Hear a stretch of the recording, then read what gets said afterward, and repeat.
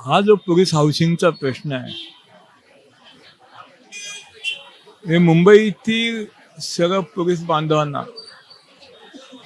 हक्काची घरं मिळावी ह्यासाठी ह्या प्रयत्न चालू केले आणि त्यांना ते मोफत नको आहे.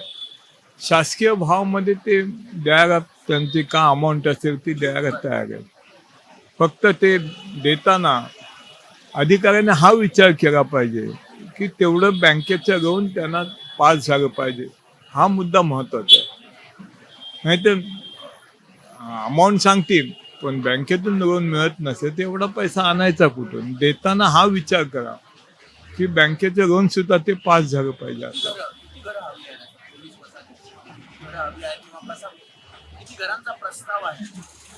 तो प्रस्ताव शासनाजवळ आहे. हा मला तेव्हा पण पोलीस हाऊसिंग हे मोठं आहे.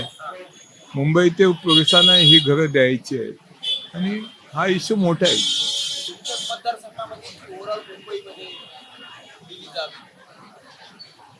बघा, मी असा भेदभाव करू शकत नाही.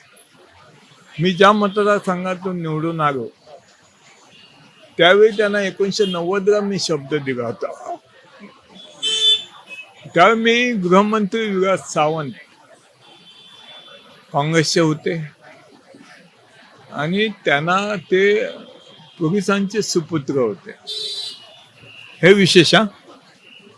आणि त्यावेळी मला जनतेने, माझ्या पोलीस बांधवाने ताकदीनिशी मला निवडून दिलं आणि त्यावेळी मी त्यांना शब्द दिला होता की भविष्य काळामध्ये मी निवडून आलो तर तुम्हाला हक्काची घरं देणार आणि तो माझा हा प्रयत्न आहे.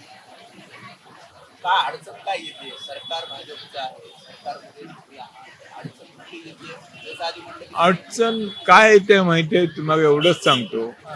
अधिकारी ज्या पद्धतीने अधिकाऱ्याने हा विषय युद्ध पातळीवरती घेतला पाहिजे त्या पद्धतीने अधिकारी घेत नाही. आणि देवेंद्रजींच्या पाठी किती व्याप आहे तुम्हाला माहिती आहे.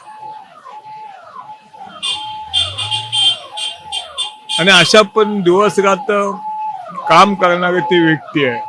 पण ह्या लोकांनी, अधिकाऱ्यांनी वेळ दिला पाहिजे होता. अधिकाऱ्याने आपली कामं कशी करून घेतली IPS IAS ऑफिसर लोकांना. जीव पासून कुराब्यापर्यंत बघा. पण ज्यांच्या खांद्यावरती तुम्ही उभे राहून ऍडमिनिस्ट्रेशन सांभाळता त्यांना पण न्याय द्या ना. ह्या मताचा मी आहे. बघा, एक तुम्हाला सांगतो, जोपर्यंत निर्णय लागत नाही तोपर्यंत मी हा उपोषण सोडणार नाही. मी उपोषण सोडणार नाही. नाही, साहेबांचा शब्द मिळाला तरी माझा साहेबांना अंधविश्वास आहे की जे आमचे आमदार साहेब उपोषणाला बसले आहेत तर त्यांनी लवकरात लवकर आमचा पॉझिटिव्ह निर्णय देऊन हे उपोषण सोडायला लावावे ही सरकारला विनंती. सरकार पॉझिटिव्ह आहे आम्हाला माहिती आहे, पण कुठे जी अडचण आहे, ज्या बाबी आहेत त्या दूर करून लवकरात लवकर आमचा हा जवळजवळ आमचे आमदार साहेब तर 20 वर्षापासून हा प्रयत्न करतात आहे त्या घरांसाठी. आणि हे आम्ही 1,500-2 हजार कुटुंब आहेत इथे की इथे राहतोय. आणि पोलिसांचं एकच स्वप्न आहे, हक्काचं घर मिळाला पाहिजे, ते मिळालाच पाहिजे.